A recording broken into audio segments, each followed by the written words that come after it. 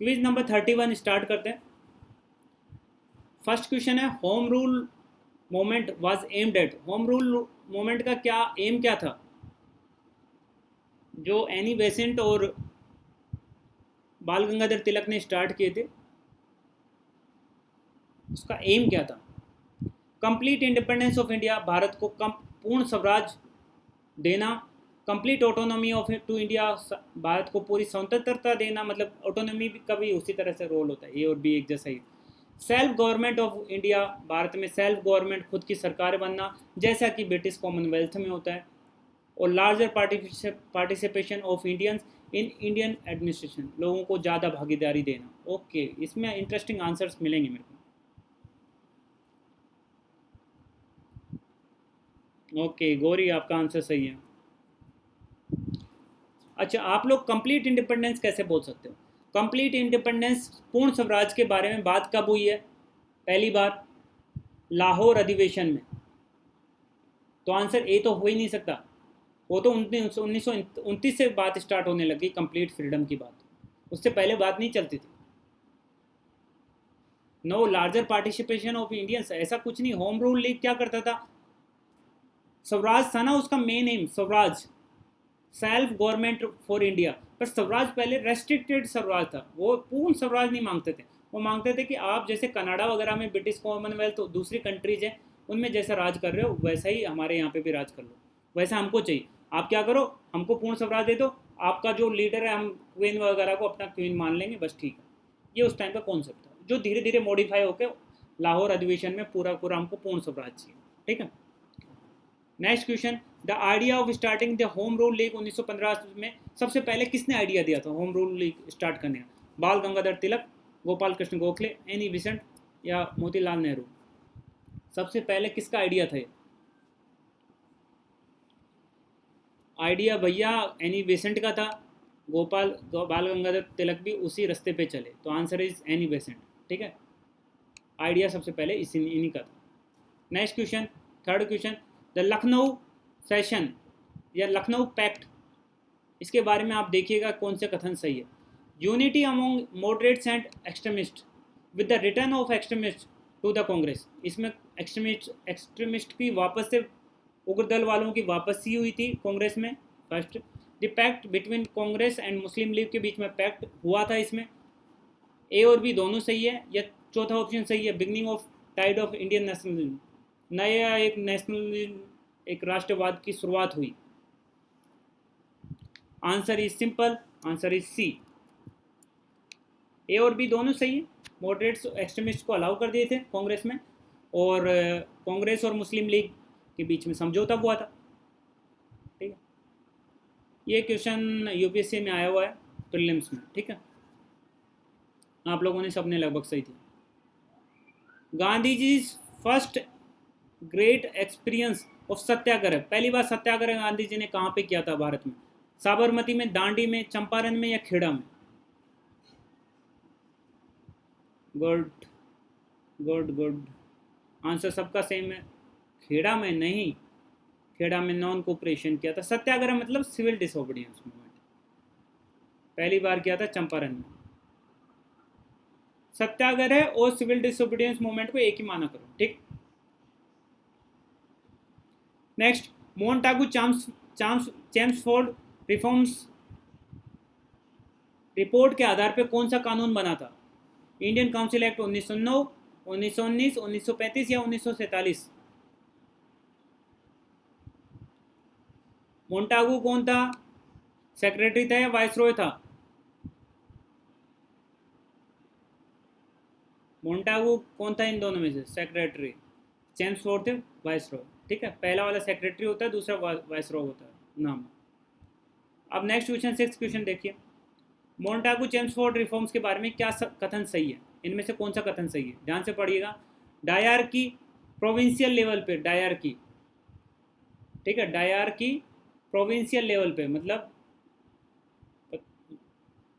और by कैमरली central level पे। तीन लिस्ट बनाई, यूनियन की लिस्ट, कॉन्करेंट लिस्ट या स्टेट लिस्ट, यह सारे सारे कथन सही हैं इसके। आंसर इसका सिंपल है, डी आंसर है इसका। पर देखना एग्जाम में मैं कुछ चेंज कर दूंगा, थोड़ा ध्यान से देखना।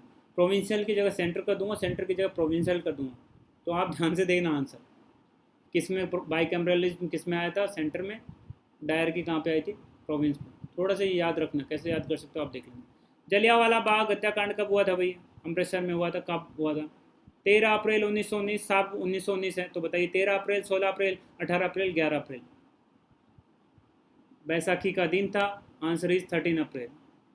वो order the shooting at the Jallianwala Bagh. Jallianwala Bagh में शूटिंग का ऑर्डर किसने दिया था? एक्हर्स्ट, डायर, जॉन एफरी, Armstrong. Answer is simple, R Dyer. ठीक है। Next question, as a token of protest against the Jallianwala Bagh massacre 1919 में जो हुआ था, किसने अपनी knighthood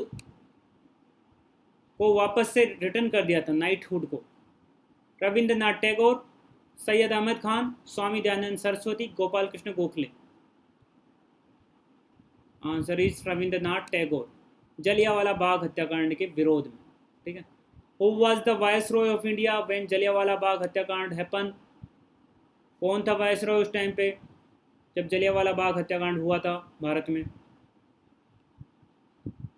Hardinge to, Chelmsford, reading या मिंटो टू? अरे मिंटो टू कैसे हो सकता है यार? मिंटो टू बहुत पहले था, जब बंगाल का विभाजन हुआ था 15 साल पहले। Answer is Chelmsford. अरे 1919 में जलियांवाला बाग हुआ, 1919 में ही क्या हुआ था, एक्ट आया जिसका नाम था मोंटागो चेम्सफोर्ड। चेम्सफोर्ड आपको पता है वायसरॉय, इतना दिमाग लगाओ भाई।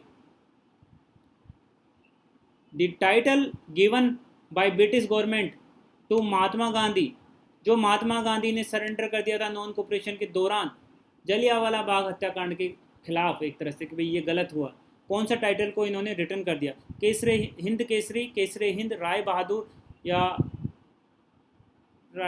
आर्टिर honourable? Answer is Kesari Hind. Next question, 12वां क्वेश्चन बहुत बड़ा क्वेश्चन है, आप देख लीजिए। एक एक्ट आया था अनार्कियल एंड रिवोल्यूशनरी क्राइम एक्ट, 1919 में आया था ये एक्ट। ठीक है। जिसके द्वारा without trial and judicial review भी आप किसी को रख सकते हो जेल में। ठीक है। इस कानून का नाम क्या था? रोवलेट, डिफेंस एक्ट, प्रेस एक्ट, या इनमें से कोई आंसर नहीं? यूपीएससी प्रीलिम्स में आया हुआ क्वेश्चन है ये, Rowlatt act is the correct answer. ठीक है। चलो आप प्रीलिम्स के क्वेश्चन भी कर पा रहे हो, बढ़िया। The key leader of Khilafat movement, Khilafat movement के बड़े लीडर, मेन लीडर कौन थे? मोहम्मद अली एंड शौकत अली, मोहम्मद इकबाल, सलीमुल्लाह खान, मोहम्मद अली जिन्ना, सिकंदर हयात खान, अहमद खान और Aga Khan. Answer simple, Ali brothers, Mohammad Ali और शौकत अली। नेक्स्ट क्वेश्चन चलते हैं, 14 question, which of the following was the achieved milestone of non cooperation movement 1921 में? वैसे मूवमेंट तो 1920 से 22 तक चला था, पर जो नॉन कोऑपरेशन मूवमेंट का जो सबसे बड़ा अचीवमेंट है, उपलब्धि, वो क्या थी? It stop the injustice done by the खिलाफत, जो खलीफा के खिलाफ जो गलत हो रहा था उसको रोक दिया, नॉन कोऑपरेशन की वजह से वो रुक गया था। दूसरा, भारतीय जनता को कुछ पॉलिटिकल राइट्स मिल गए थे, नए राजनीतिक अधिकार मिल गए थे। तीसरा, इस मूवमेंट की वजह से हिंदू और मुस्लिम काफ़ी पास आए। चौथा, पंजाब में एट्रोसिटीज़ हुई थी, उनका बदला ले लिया था इस मूवमेंट के द्वारा। आंसर इज सिंपल, हिंदू मुस्लिम पहली बार इतने बड़े आंदोलन में साथ आए थे, पहली बार और लास्ट बार। ठीक है। इसके बाद में ज़्यादा कभी साथ नहीं है नॉन कोऑपरेशन मूवमेंट के अलावा। When was the non-cooperation movement got momentum under the leadership of Mahatma Gandhi and Indian Congress? Non cooperation movement कब से कब तक चला? सिंपल क्वेश्चन ये, 1920 से 22, 22 से 24, 1987 से 89, 90 से 92। ये कैसे ऑप्शन रख दिए मैं? आंसर इज सिंपल यार, फटाफट दिया करो आंसर इसका। 1920 से 22। Next question, which of the following event was the main reason for the withdrawn of non cooperation movement? कौन सा एक महत्वपूर्ण कारण है जिनकी वजह से non cooperation movement Gandhi ji ने वापस ले लिया?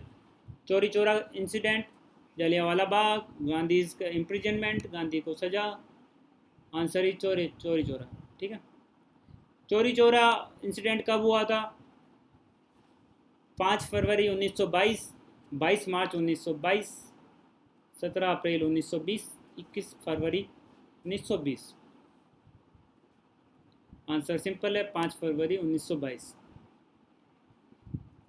ऑन मार्च 18 ईयर, अभी यहाँ पे आपको डालना है, Gandhi was imprisoned for 6 year, Gandhi ji को 6 साल के लिए सजा दी गई।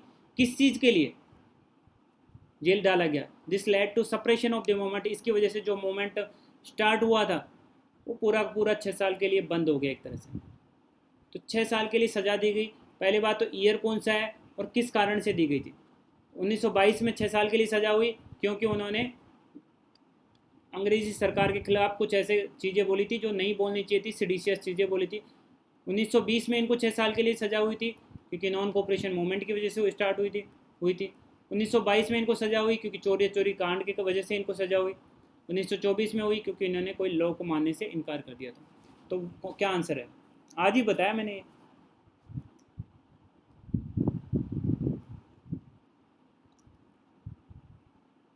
उन्नीस 1920 कैसे बोल सकता है कोई? नॉन कोऑपरेशन मूवमेंट 1920 में इनको सजा होगी गांधी जी को, फिर नॉन कोऑपरेशन मूवमेंट कौन चला रहा था? 1924 कैसे होगी यार?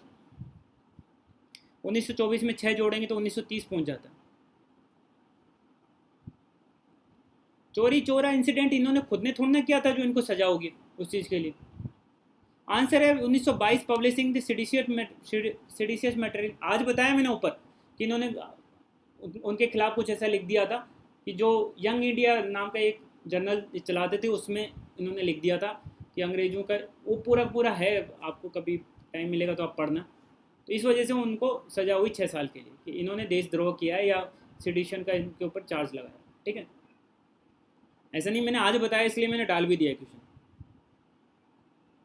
Next, what was the tool of non cooperation movement? Main हथियार क्या था नॉन कोऑपरेशन मूवमेंट का? Violent protest, non violent means स्वदेशी डकैती, और इनमें से कोई भी नहीं। मीन्स मतलब नॉन वायलेंस मतलब नॉन अहिंसा वाले रास्ते, वायलेंट प्रोटेस्ट मतलब हिंसा वाला प्रोटेस्ट, तीसरा स्वदेशी डकैती, एंड नन ऑफ द लूटपाट मतलब स्वदेशी लूटपाट। आंसर सिंपल है, नॉन वायलेंस मीन्स। ओके, इसी के साथ क्विज ख़त्म होती है। Thank you very much. एक मिनट आप सुनिए, कल और परसों की क्लास में लगभग ख़त्म हो जाएगा अपना, है ना? ख़त्म ही हो जाएगा, मैं कल और परसों में ख़त्म कर दूँगा। और परसों के दिन अगर टाइम मिला तो हम लोग एक AMA सेशन करेंगे, मतलब आस्क मी एनीथिंग। आप लोगों को कुछ भी डाउट टाइप के कोई भी क्वेश्चंस होंगे तो हम लोग सिर्फ वही बात करेंगे, ठीक है? या तो परसों या उससे अगले दिन।